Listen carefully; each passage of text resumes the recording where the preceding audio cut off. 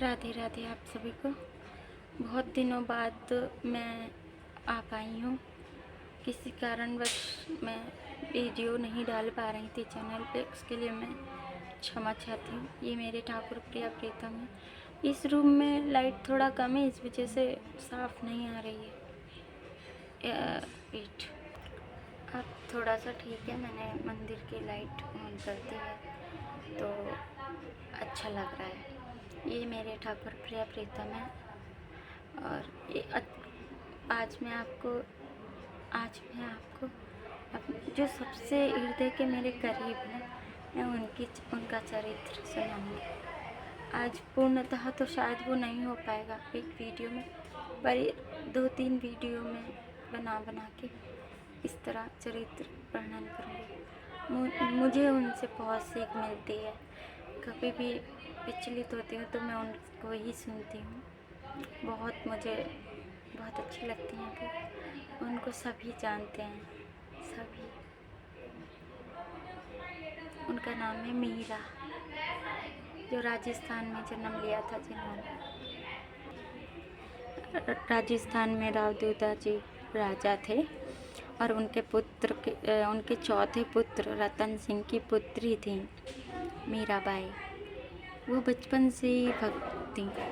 उनका मैं पिछला जीवन भी बताऊंगी कि क्या हुआ था जिस कारण से उन्हें व्रत छोड़ना पड़ा और उन्हें जन्म लेना पड़ा कलयुग में, वो द्वापर की गोपी। तो मैं शुरू करती हूँ। ये मेरे गिरधर गोपाल हैं, छोटे से प्यारे से। ये देख तो मुझे रहे हैं, पर वीडियो में ऐसा लग रहा है जैसे ये तिरछे बैठे हों या तिरछा देख रहे हैं। अब ठीक है। तो रतन सिंह की पुत्री थी। उनकी कोई संतान नहीं थी, केवल एक अकेली मीरा ही थी। तो बहुत दिनों बाद हुई थी और मीरा जी हुई थी।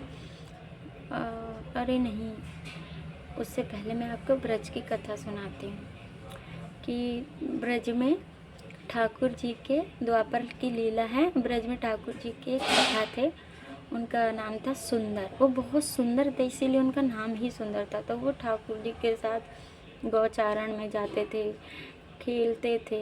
तो उस वक्त विवाह हो जाया करते थे ना, तो सुंदर का विवाह हुआ था।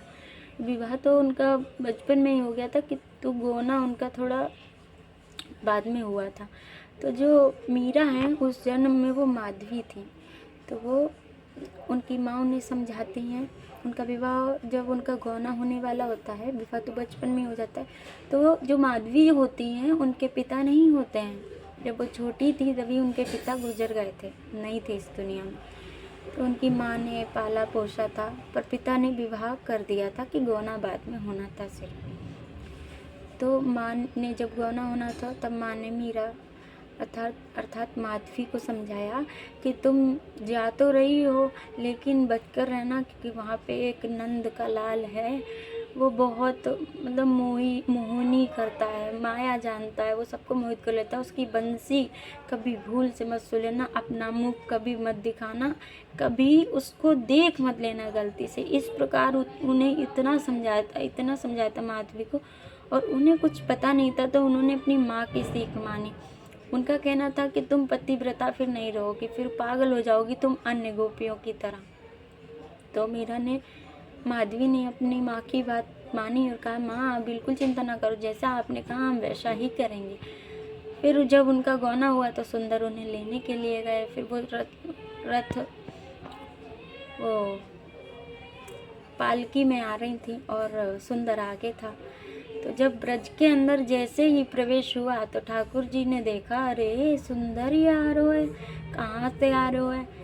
ये ब्रजभाषा है, शायद आप लोगों को समझ में आए। मुझे भी नहीं आती है, थोड़ी बहुत आती है, तो वही मैं उसका प्रयोग कर रही हूँ। तो वो बोले कि अरे भैया, उन्हें बड़ी दूर से आवाज़ लगाई ठाकुर जी ने कि अरे सुंदर, अरे भैया कहाँ से आए रहो है तू। तो बहू लेन गयो। तो सुंदर ने कहा हाँ भैया। सुंदर ने जैसे ही देखा बैलगाड़ी पे हाँ लेकर आ रहे थे अपनी बहू को, तो सुंदर तुरंत बैलगाड़ी से कूद गए। मीरा पीछे बैठी सुन रही थी, अर्थात माधवी पीछे बैठ के सुन रही थी। तो उन्होंने सुना तो वो समझ गई कि ये वही बालक होगा। तो वो इतना प्यार था सखाओं में कि तुरंत उससे कूद गए और कूद के जाके गले लगे। तो कहने लगे बहू लेके आ रहो, मको ना बतायो, अब मुँह ना दिखाएगो, मोड़ो ना दिखाएगो भाभी को। तो सुंदर बोले अरे तेरी भाभी है, तू तो देवर है, तो हमें कहा जाके देख ले। तो ठाकुर जी बोले ठीक है। तो ठाकुर जी पीछे गए, कहने लगे, ठाकुर जी बोले माधवी से अरे भाभी मुँह ना दिखाएगी मुँह। तो मीरा को लगा कि माधवी को लगा कि अरे ये तो मेरा मुख देख लेगा। तो मतलब मुख तो उन्होंने ढक रखा था अपना, किंतु जब वो ठाकुर जी चढ़ आए उस पर तो मीरा ने और घूंघट खींच लिया और बहुत टाइट से पकड़ लिया माधवी ने घूंघट को कि मुख ना दिखाऊंगी। अब ठाकुर जी बार बार कह रहे, पूरे हाथ पैर सब ढक लिया और घूंघट को बहुत तेजी से पकड़ लिया। तो ठाकुर जी कह रहे भाभी मोड़ो दिखाई दे। बार बार ठाकुर जी ने कहा। मीरा जी ने कुछ बोला नहीं, कुछ भी नहीं बोली वो, पर उन्होंने मुख नहीं दिखाया। ठाकुर जी ने कई बार, कम से कम 100 बार ठाकुर जी ने कहा, किंतु वो इतना हट कर गई कि उन्होंने बिल्कुल मतलब अपनी माँ की सीख को गांठ बांध रखी थी। उन्होंने मुख नहीं दिखाया ठाकुर जी को अपना। ठाकुर जी बहुत बार कहा कि भाभी मुँह दिखाई दे मुँह भाभी, नहीं दिखाया। तब ठाकुर जी को भी तब मुख से इतने गंभीर वाणी हो गई ठाकुर जी की, और ठाकुर जी ने कहा ठीक है, तू मुँह अपना मुख नहीं दिखाई रही है तो जा, अब तू मेरा मुँह देखने को तरसेगी पर तुझे देखने को नहीं मिलेगा। मतलब मैं तू तरसेगी पर मैं तुझे नहीं देखूंगा। तो ठाकुर जी ने इस तरह बोल दिया, मैं तुझे अब नहीं देखूंगा, तू देखने को तरसेगी। तो मीरा को ये चीज़ गंभीर एकदम आवाज़ लगी माधवी को, किंतु सोची कि छोड़ो, मुझे क्या करना है। वो ससुराल पहुंच गए अपनी सास के घर।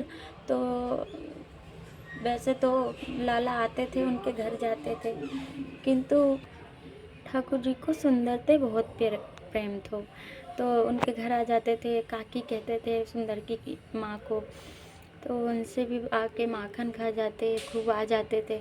अब जब से माधवी आई हैं तब से ठाकुर जी ने बिल्कुल घर आना छोड़ दिया, बिल्कुल भी। बाहर ही सुंदर से मिलें, बाहर ही सुंदर के साथ गाँवचारण करें, खेलें, लेकिन घर में नहीं आते थे। और सुंदर की माँ अर्थात माधवी की सास, कुछ बात ठाकुर जी की ब्रज में तो सिर्फ बात ठाकुर जी की होती थी। तो कोई बात करती तो वो अनसुनी करती, एकदम सुनती नहीं या चली जाती या टाल देती। तो सब उनकी सास भी सोचती थी और उनके पति सुंदर भी सोचते थे कि क्या बात है इस तरह से, पर उन्होंने इतना ध्यान नहीं दिया। पर ये कहती थी कि पता ना जब ते ब्याह भयो है सुंदर को तब ते आतो ही ना है, कन्हैया ना आए। तो उन्होंने क्या पता नहीं क्या बात है। तो लेकिन जब बहू नहीं आती थी ना, तो जो नई बहू आती थी वो सभी लोग अपनी बहू को लेकर नंद भवन में जाती थी, यशोदा मैया के पास। तो वहाँ पे माधवी से कहा एक दिन माधवी की सास ने कि माधवी तैयार हो जा, चल नंद भवन में चलेंगे, और नंद रानी बहुत अच्छी हैं, चल वहाँ पे चलेंगे। तो वहाँ पे मतलब मुँह दिखाई होती थी। तो वो तैयार हो गए, चली गई। जाना तो नहीं चाहती थी कि उन्हें पता था कि उन्हीं का घर है ठाकुर जी का। चली गई। तो माधवी वहाँ गई, उनने मुँह देखो, कहने बहू तो बहुत सुंदर है। माधवी बहुत सुंदर थी माधवी। तो माधवी गई, उन मैया यशोदा ने साड़ी दी, मिठाई खिलाए, लड्डू खिलाए, और मतलब मिठाई दी भी और साड़ी दी, नेक दी और खूब सारो। तो वहीं पे बैठी हुई थी तो ठाकुर जी आए। तो मैया बोली अरे लाला आजा, देख बहू आई है, सुंदर की बहू है। ठाकुर जी समझ गए। तो ठाकुर जी घर पे थे और बाहर चले गए कि मैया मैं बाहर जा रहा हूँ खेलने, बाद में आता हूँ। तुम कहने लगी कि अरे लाला यहाँ तो आजा। तो मैया सोचे कि सबसे पहले मुँह खुद ही देखे, और आज देखो कैसे कर रहा। तो चले गए ठाकुर जी। इसी प्रकार दिन बीतते गए। माधवी क्या करती थी, जब सुबह ठाकुर गौचारण के लिए जाते तो बंसी बजाते थे ना, तो उनकी माँ ने उनको सिखाया था कि तुम बंसी तक मत सुनना। तो सुबह कान में रुई डाल लेती और कोठरी, सबसे अंदर की जो कोठरी होती घर की, उसमें घुस जाती ताकि बंसी ना सुनाई दे, और उंगली और डालती कान में थी, बंसी ना सुनाई दे, कि बंसी सुन लेंगी तो भी मोहित हो जाएगी, पागल हो जाएगी। तो इस प्रकार माधवी अपना बचाव रखती। शाम को जब गौचारण करके प्रभु वापस आते तब भी इसी प्रकार से करती थी वो। इसी तरह एक बार क्या हुआ कि आप सबको भी ये लीला पता है कि जब ठाकुर जी ने इंद्र की पूजा करने के लिए मना किया और गिरिराज जी की पूजा करवाई तो इंद्र कुपित हो गए थे। तो उन्होंने ब्रज में बहुत वर्षा की थी कि ब्रजमंडल पूरा डूब जाता। तो जब ये हुआ तो ठाकुर जी ने सबसे कहा कि जिन गिरिराज जी की पूजा की है उन्हीं गिरिराज जी की तलेटी के नीचे सभी लोग आओ। तो सभी लोग भागने लगे, सभी इधर से उधर, इतनी जोर हवाएं आंधी चल रही थी, बारिश हो रही थी, ये सब भागने लगे। तो जल्दी जल्दी मीरा अपनी सास से तो बिछड़ गई, लेकिन जो स्त्रियां जा रही थी उनके पीछे पीछे पीछे वहीं पहुंच गए। तो वहाँ पर जब वो पहुंची तो ठाकुर जी ऊपर उठा रखे थे, गिरिराज जी अपनी छोटी सी उंगली पे उठा रखे थे ठाकुर जी। तो मीरा वहाँ पे खड़ी हो गई तो कहने लगी कि ये हम कहाँ किसके नीचे आ गए। तो सबने बताया कि ये गिरिराज जी के नीचे आ गए। तो किसने उठा रखी? अरे वही नंद के लाला ने। तो सोची तो सो छोटो सो छोरा कैसे उठाए ले, सोच रहे। तो उनको ध्यान नहीं था, उनका बिल्कुल ये नहीं था कि मुझे देखना है या दिखाना है। इस तरह वो नजरें घुमा रही थी पूरे उसके नीचे, गिरिराज जी के नीचे।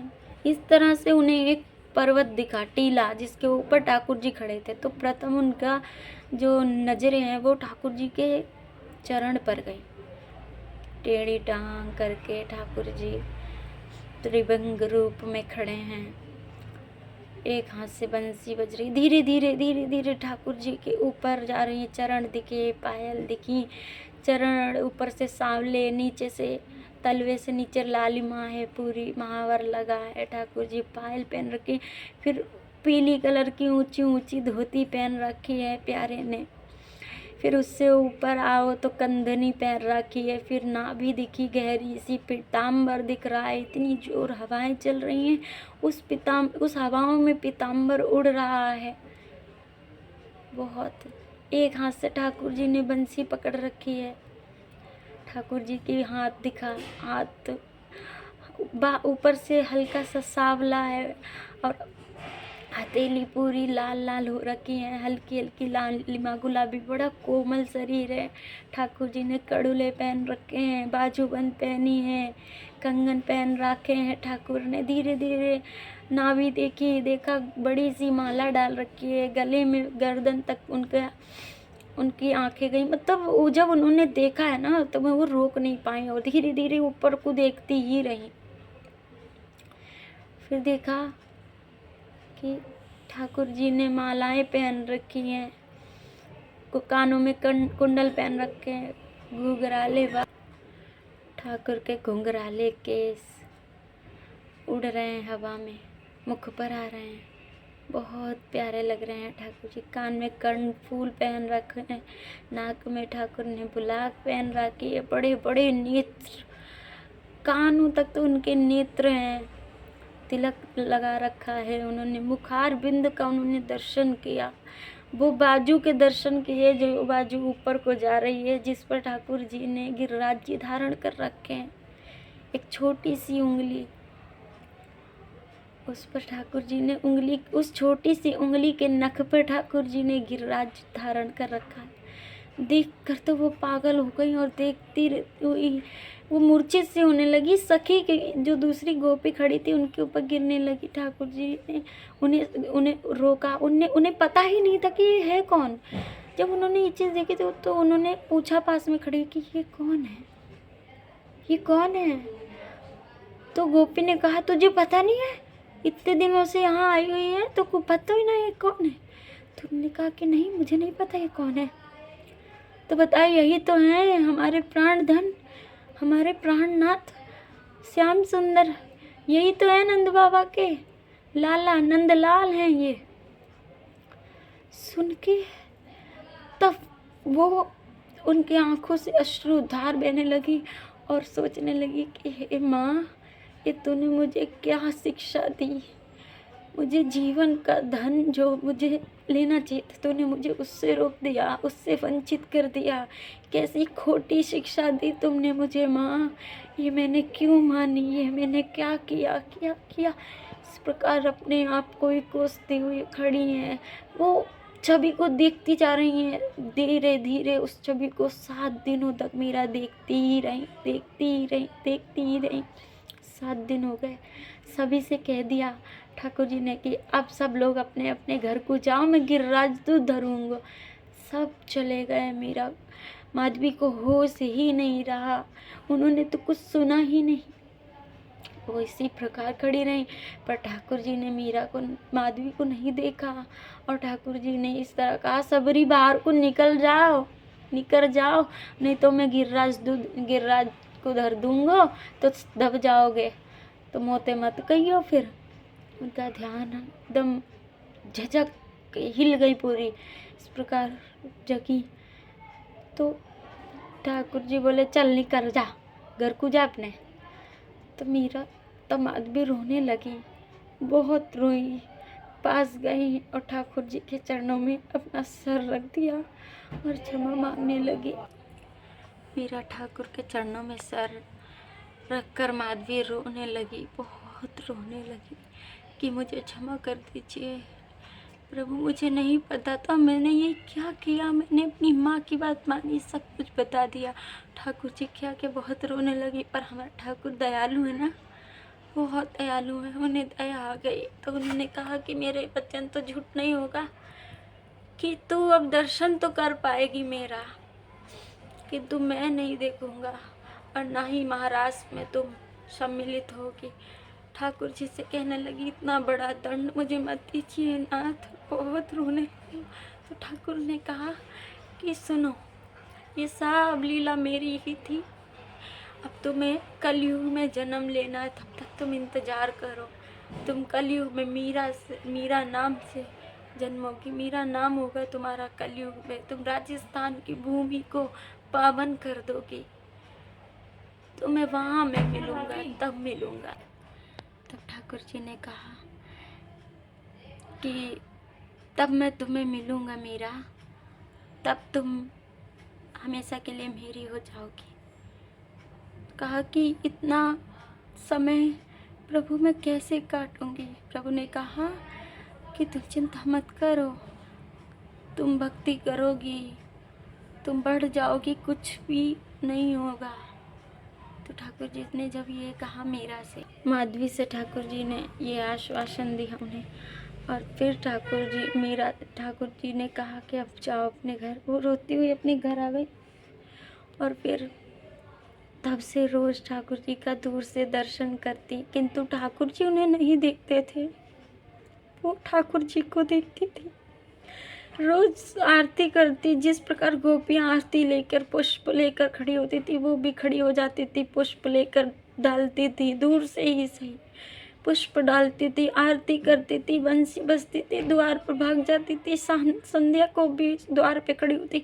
और अब अपने पति से रात भर उनके चरण दाबती अपने पति के, और ठाकुर जी की लीला पूछती कि आज क्या किया, आज क्या किया। अपनी सासू माँ से भी बात करती, पूछती, और अकेले में बहुत रोती थी, बहुत। एक दिन इसी तरह दिन बीत रहे थे। एक दिन पता चला कि अक्रूर जी आए हैं और ठाकुर जी जा रहे हैं, सभी भागी जा रही हैं। सासू माँ उनकी भाग रही थी, तो उन्होंने पूछा कि माँ क्या हुआ, कहाँ जा रही हैं आप। तब उन्होंने बताया कि ठाकुर जा रहे हैं, कोई अक्रूर आया है, ठाकुर मथुरा जा रहे हैं। मीरा भी भागी पीछे से, मीरा भागी। और जब तक मीरा पहुंची तब तक ठाकुर जी जा चुके थे। उन्हें रथ जाता हुआ दिखा, उन्होंने दर्शन नहीं कर पाया, वो नहीं मिल पाए ठाकुर से, ठाकुर चले गए। उसी मार्ग पे रोती रही, जमीन में लेट कर रोती रही। जहाँ से ठाकुर का रथ गया वहाँ पे रो रही थी, वो बिलक बिलक कर रो रही थी। वहाँ से चंपा दीदी निकलती हुई जा रही थी, उन्होंने देखा वो बहुत रोती थी, बहुत रोती थी। वो कहती थी कि हाँ, मैं कैसी अभागन हूँ, मुझे ठाकुर लोग मिल के खोया है, सबने मिल के खोया है, मैंने तो बिना मिले खोया है। इस प्रकार रोती थी, बहुत रोती थी वो। इस प्रकार एक दिन मरने के लिए वो गई यमुना जी किनारे। वहाँ वो मरने गई तो वहाँ से चंपा निकल रही थी, जो राधा रानी की सखी है। वो राधा रानी को नहीं जानती थी माधवी, तो उन्होंने बचाया उनको और कहा कि क्या करने जा रही थी बाबरी। तो वो बहुत रो रही थी, पर चंपा दीदी ने कहा क्या तू एक अकेली ऐसी है, सभी रो रही हैं, सभी तड़प रही हैं, लेकिन सभी इंतजार कर रही हैं ना। ठाकुर ने कहा है कि वो आएंगे, तो हम सब इंतजार करेंगे। अगर हम मर जाएंगे तो वो आएंगे, और हम नहीं मिलेंगे तो उन्हें दुख नहीं होगा क्या। तो वो कहती हैं माधवी कि सबको मिले हैं, मिलकर खोए हैं, पर मुझे तो मिले ही नहीं, और आ भी गए ठाकुर, आ जाएंगे तब भी मुझे नहीं मिलेंगे। तब उन्होंने पूछा क्या बोल रही है तू, कहाँ बात है, मुझको बता। तब वो बताती हैं, सारी लीला अपनी बताती हैं, सब कुछ बता देती हैं। तब बहुत रोती है। चंपा दीदी भी बहुत रोती है, बहुत रोती है। कहती है चल मेरे साथ, तुझे मैं अपनी स्वामिनी के पास लेके चलूं। कौन? राधा रानी, इस ब्रज मंडल की स्वामिनी, जिन्होंने सबके प्राण बचा रखे हैं। तब वो मीरा दीदी को लेके जाती हैं और सब बात बताती हैं कि ठाकुर मुझे तो नहीं मिलेंगे, और बताया कि मुझे जन्म लेना होगा। तब इतनी उदार चंपा दीदी कहती हैं, चंपा दीदी पे माधवी का दुख देखा नहीं जाता, वो बहुत रोती है। वो स्वामिनी को भी बताती है, किशोरी जी भी रोने लगती हैं। तब चंपा दीदी कहती हैं कि माधवी मैं चलूँगी तेरे साथ, तू अकेली नहीं जाएगी, मैं चलूँगी तेरे साथ कलयुग में। अपने परिकर को छोड़कर मीरा के साथ, माधवी के साथ जाने के लिए तैयार हो जाती हैं चंपा दीदी। इतना बड़ा त्याग करती हैं वो। फिर इस तरह माधवी रहती है। फिर एक वक्त ऐसा आता है जब ब्रज के सभी लोग मिलने जाते हैं ठाकुर जी से कुरुक्षेत्र में। वहाँ राधा रानी भी जाती हैं, सखियाँ जाती हैं, और माधवी भी जाती है। तब माधवी और सभी ठाकुर जी सभी मिलते हैं, माधवी से बोलते नहीं हैं, ना देखते हैं माधवी को, माधवी देखती हैं उन्हें। एक दिन राधा रानी को जो ठाकुर जी की प्रथम पटरानी है, अर्थात रुक्मणी जी, वो बुलाती हैं। तो राधा रानी के साथ 2-3 सखियाँ जाती हैं, जिसमें से एक माधवी भी होती है। राधा रानी जाती हैं, माधवी और चंपा जाती हैं। तो वो जब वहाँ के राज रंग देखती हैं महारानी किस प्रकार है, तो उनके मन में लालसा आ जाती है कि काश मैं भी ठाकुर जी की महारानी होती, पत्नी होती मैं उनकी। बस ये भावना उनके मन में आती है, और फिर वो चली आती हैं अपनी वापस। उसके पश्चात जब ब्रजलीला हो जाती है, द्वापर युग का अंत होता है, कलयुग आरंभ होता है। और फिर जब कलयुग में कई वर्ष बीत जाने के बाद राजस्थान में मीरा जन्म लेती हैं, और मीरा चरित्र आगे नेक्स्ट पार्ट में बताऊंगी। काफ़ी बड़ा हो गया है, प्लीज़ पूर्ण सुनिएगा, बहुत आनंद आएगा। राधे राधे।